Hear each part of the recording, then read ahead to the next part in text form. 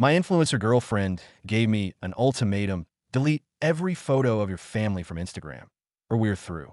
She called them embarrassing and said they gave off mama's boy energy. So I picked up my phone and deleted every single photo of the two of us instead. Her meltdown when she realized her relationship goals brand was about to implode was a sight to behold. The moment that detonated my 2-year relationship arrived not with a bang, but with the casual indifference of a passing thought. I was 27, sprawled on the couch we had picked out together, the familiar comfort of our shared living room a silent testament to the 6 months we'd spent turning an apartment into a home. The city hummed outside our window, a distant, muffled soundtrack to what I thought was just another quiet Tuesday night. I was scrolling aimlessly through my Instagram feed, liking a photo of a friend's new puppy, when Adriana's voice cut through the comfortable silence. She was 26, a whirlwind of ambition and meticulously curated aesthetics. And when she spoke, her tone was flat, devoid of any emotion. It was the voice of a CEO announcing a merger, not a girlfriend addressing her partner. Delete every photo of your family from your Instagram, she said, not even looking up from her own phone. Today, or we're done. I looked up, my thumb frozen mid-scroll. The words seemed so alien, so disconnected from our reality, that for a moment I was certain I had misheard her. We'd been together for 2 years, navigating the usual currents of a modern relationship, building a life that felt, to me at least, solid and real. This felt like a grenade lobbed from a clear blue sky. What? I asked, my voice a mixture of confusion and disbelief. She finally looked at me, and her eyes, usually so full of life and calculated charm, were cold and impatient. You heard me. The photos of your family. I want them gone. All of them. I set my phone down, the absurdity of the request settling in like a physical weight. Why? Why on earth would I delete pictures of my family? She rolled her eyes with an exasperated sigh, a gesture she usually reserved for slow drivers or incompetent baristas. It was the look she gave people she deemed intellectually inferior. Because it's weird, okay? It's just weird. You have, what, 200 posts on your entire account? And half of them are pictures of your mom, your sister, your cousins. It's giving off major mama's boy energy, and frankly, it's embarrassing. My mind reeled. I quickly picked up my phone and scrolled through my own profile, a digital scrapbook of my life. I had 180 posts, a collection of moments spanning years. A quick mental tally revealed that maybe 30 of them featured a family member. There was a joyful, sun-drenched photo from my sister Camila's college graduation, her cap thrown high in the air. There was a candid shot of my mom blowing out the candles on her 60th birthday cake, her face glowing with happiness. A picture of me and my cousin Diego at his wedding, our arms slung around each other, laughing. They were normal photos. They were memories. They were a part of who I was. These are important moments, Adriana, I said, trying to keep my voice steady. Why would I erase them? Because I asked you to, she retorted, her voice hardening. And if you loved me, if you were serious about our future, you would just do it without questioning me. The sheer audacity of that statement struck me dumb. That's not how a healthy relationship works, Adriana. That's not love. It's a loyalty test. She stood up then, placing her hands on her hips in a posture of unassailable authority. It was a pose I recognized from her sponsor posts, designed to convey confidence and power. My ex, Jason, deleted his family photos when I asked him to, she said, her voice laced with a triumphant certainty. He understood that when you're building a real future with someone, you prioritize them above everyone else. You make them the center of your world. A cold, hard knot formed in my stomach. Your ex, I said slowly, the one you told me was a controlling, manipulative narcissist who tried to isolate you from your friends? Don't change the subject, she snapped, her composure cracking for a second. The ultimatum was repeated, this time with an added threat. Delete the photos, or I start packing my stuff. It's that simple. I looked at her, truly looked at her, for a long, silent moment. I saw the woman I had fallen in love with, or at least the woman I thought I had fallen in love with. But now, superimposed over that image, was a stranger, a cold and calculating strategist whose priorities were so warped, so fundamentally alien to my own, that I felt a sudden, chilling sense of clarity. The love I felt for her, which had been a warm and steady flame, flickered and died in that instant, leaving behind nothing but cold ash. Okay, I said quietly. Then I picked up my phone and started deleting photos. But not the one she wanted. With a calm, methodical precision, I began to erase every digital trace of our relationship from my life. Every single picture of us gone. The sun-kissed selfie from our first beach trip, where we were both grinning like idiots, vanished into the digital ether. The anniversary dinner post, a carefully composed shot of us raising our wine glasses in a toast, was deleted. The elaborate Halloween costumes we had spent weeks planning and creating, the ones that had garnered hundreds of likes and comments, were erased without a second thought. Her birthday tribute, the 8-photo carousel I had painstakingly curated with a heartfelt caption, disappeared as if it had never existed. It took me exactly 12 minutes to surgically remove 2 years of documented history, 2 years of a life I now realized had been a performance. When I was finished, my profile was a testament to a life lived with friends and family, a life in which she had never appeared. There, I said, my voice even. Done. She hadn't been watching.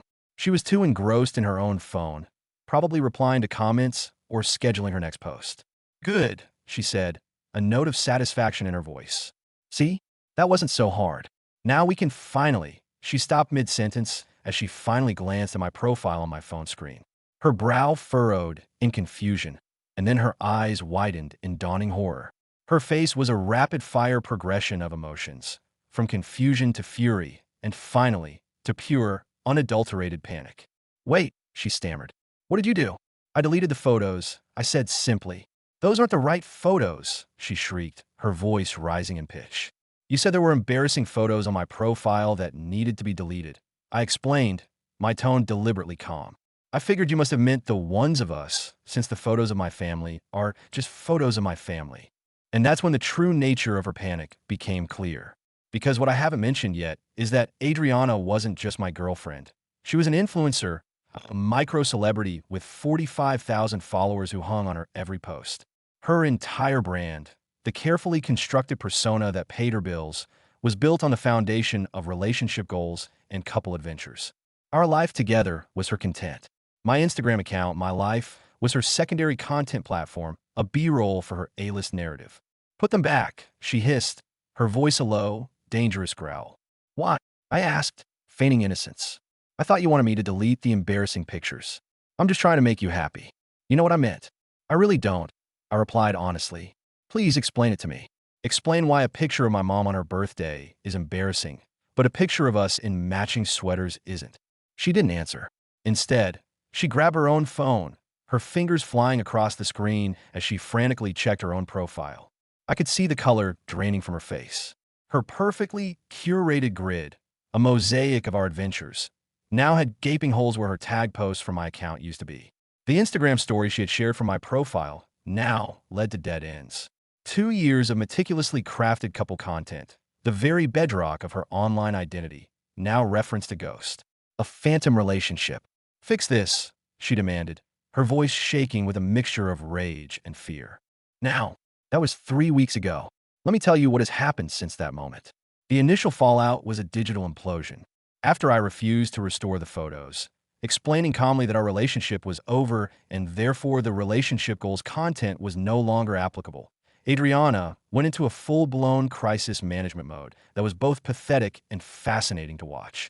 She spent the next 3 hours scrambling, trying to plug the holes in her Instagram grid with old solo shots and generic landscape photos.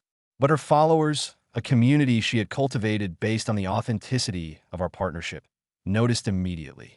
The engagement on her new posts plummeted. The comments section became a minefield of questions. Where's your boyfriend? Did you guys break up? What happened to all the couple content I loved? She tried to play it cool at first. She posted a vague, inspirational story with a selfie of her looking pensively into the distance. The caption was about the importance of self-love and sometimes choosing yourself. But her audience wasn't buying the generic Hallmark card sentiment. They had invested in a story, and the main character had just vanished without explanation. Next came the guilt trip, executed via her designated flying monkey, her best friend Meredith. My phone buzzed with a series of increasingly frantic texts.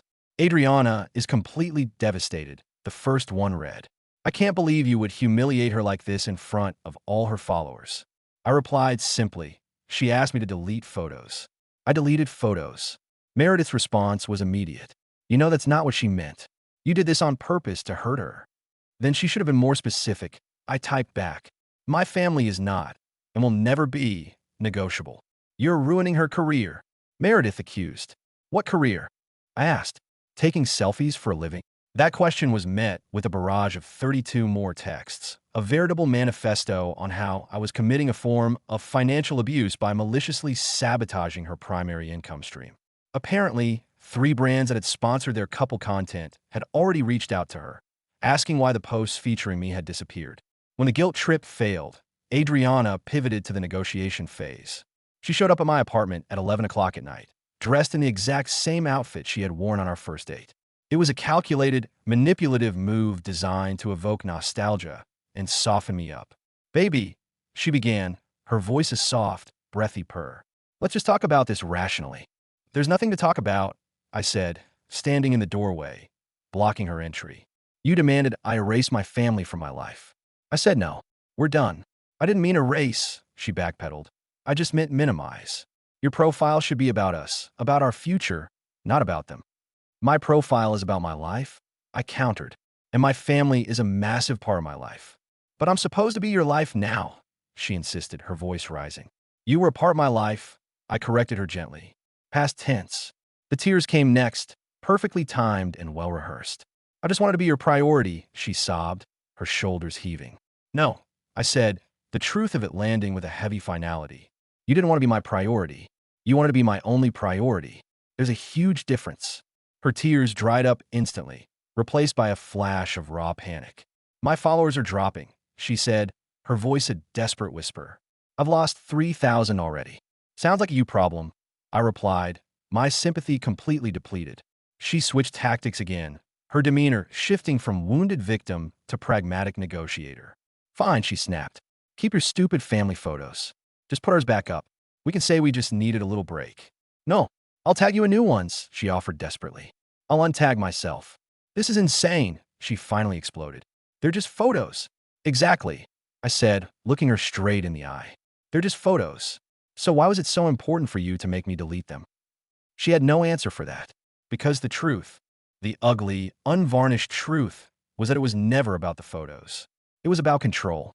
She wanted to control my image, my connections, my past, and my future. My family photos were a constant, nagging reminder that my world did not, in fact, revolve around her. They were proof that I had a life, a history, and a support system that existed entirely outside of her orbit, and she couldn't stand it. She left, but not before snatching the coffee maker from the kitchen counter. A final, petty act of defiance. The joke was on her, though. The machine had been broken for a week. I've been meaning to throw it out anyway. The weeks that followed were a masterclass in escalating desperation. First, she tried to digitally replace me. I am not making this up. She hired a male model from some gig work app and staged a series of photos designed to perfectly replicate our most popular posts. She posted 3 of them. One at the scenic overlook where we'd taken a photo on our first anniversary, one at our favorite coffee shop, and one of them laughing on a park bench.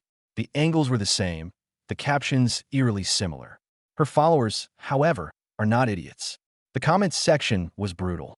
Girl, this is so obviously not the same person. Did you get a stock photo boyfriend? The desperation is painful to watch.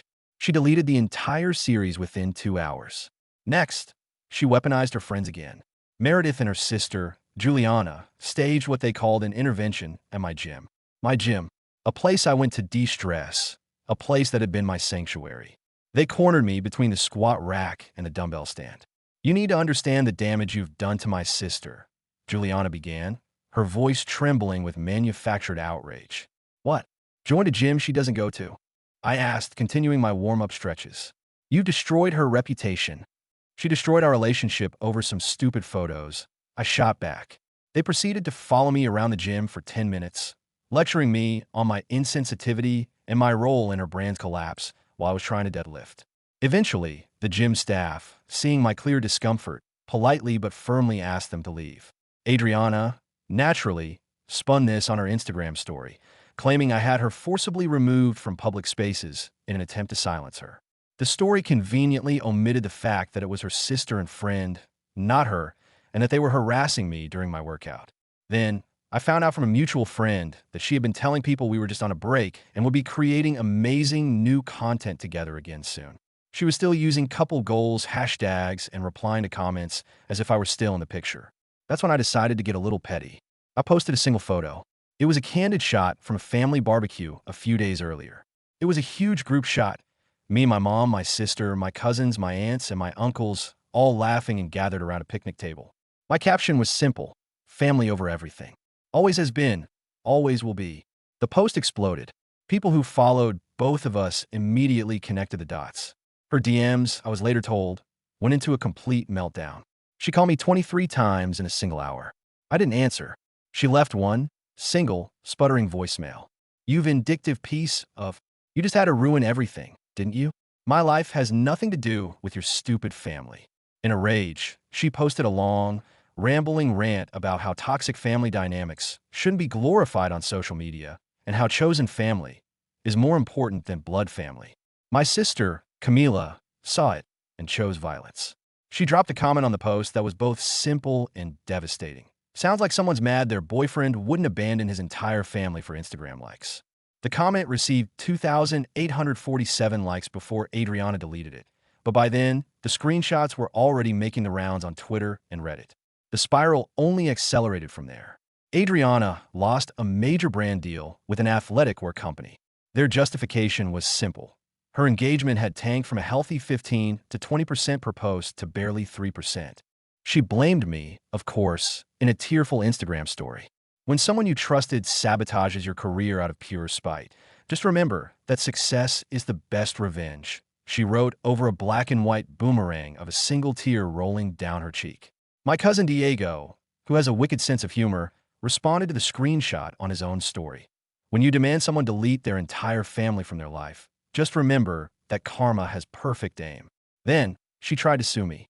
She actually consulted a lawyer, claiming that I had intentionally destroyed joint assets, the photos, and had conspired to harm her business.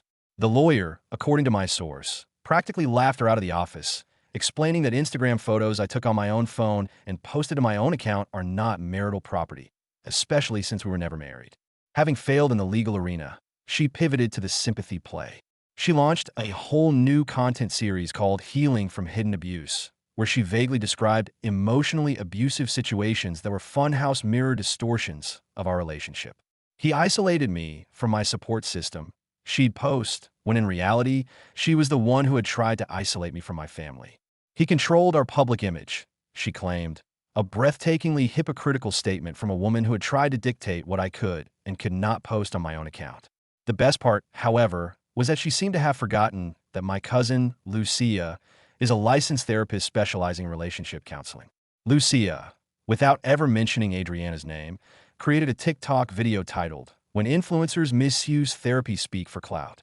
It went viral, racking up 1.2 million views. In the video, Lucia broke down, with clinical precision, how certain online personalities manipulate the language of therapy to avoid accountability for their own toxic behaviors. Every single example she used was a near-verbatim match for Adriana's hidden abuse posts. Adriana threatened to sue Lucia for defamation. Lucia publicly welcomed her to try, noting that truth is an absolute defense. Then came the moment that I can only describe as rock bottom. Adriana created a fake Instagram account, pretending to be my new girlfriend.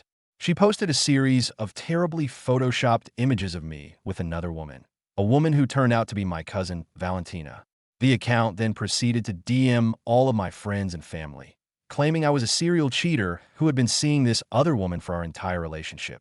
There were two major problems with her plan.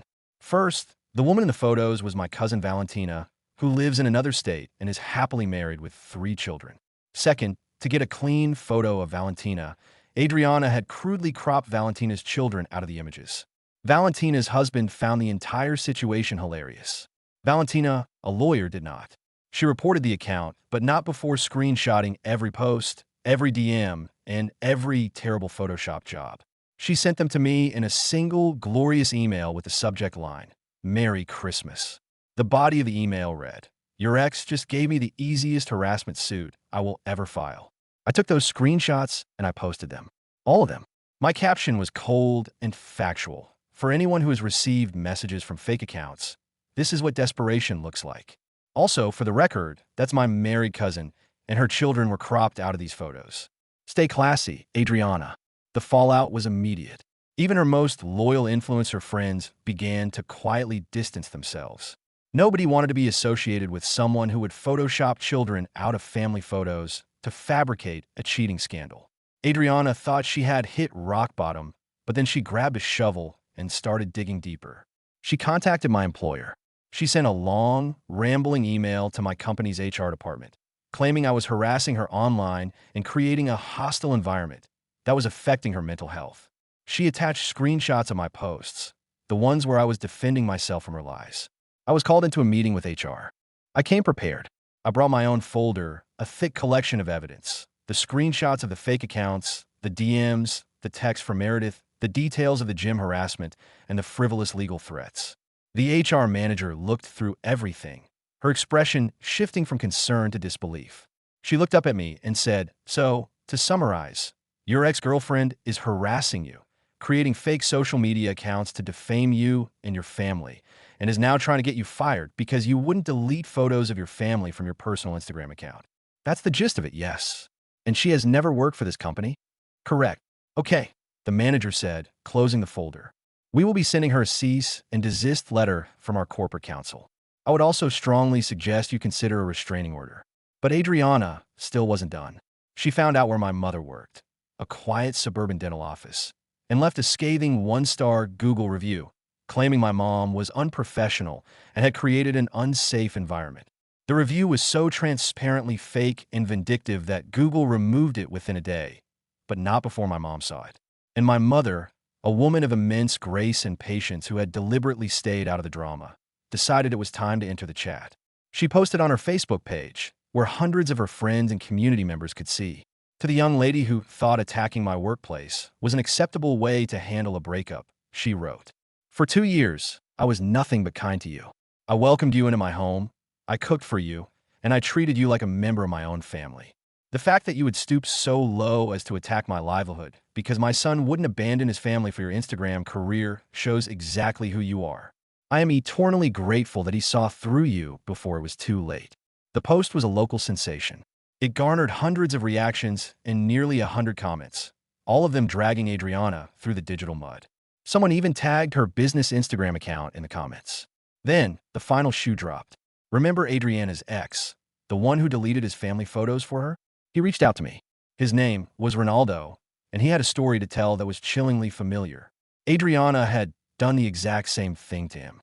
The pattern was identical. A year and a half of dating, a gradual campaign to isolate him from his friends and family, the demand to delete his family photos from social media.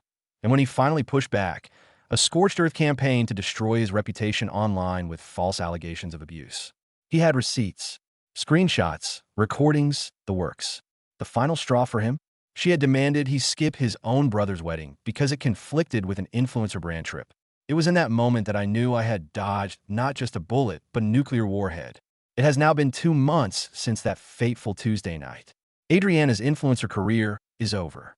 Her follower count has plummeted from 45,000 to just over 12,000, and her engagement is less than 1%. After the fake cheating scandal went viral on Twitter, brands refused to touch her.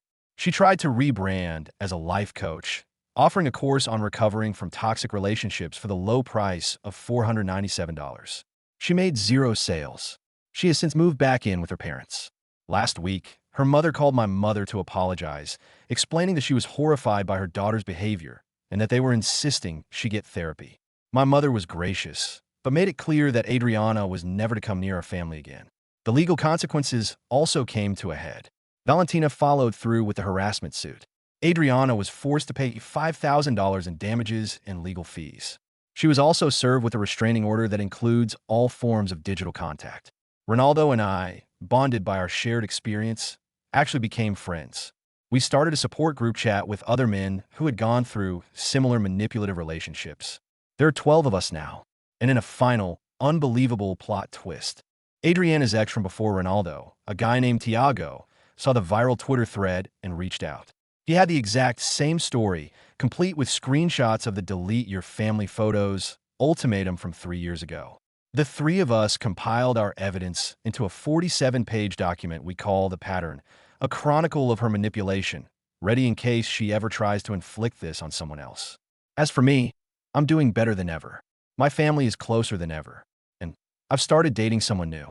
Her name is Eloise, and when I told her this story, she looked at my Instagram, smiled, and said, "The fact that you have so many family photos is adorable. It shows you have your priorities straight." The other day, I reposted an old photo that had originally featured Adriana. I crop her out. The new caption was a tribute to my sister, who was also in the picture. It felt petty, but also felt perfect.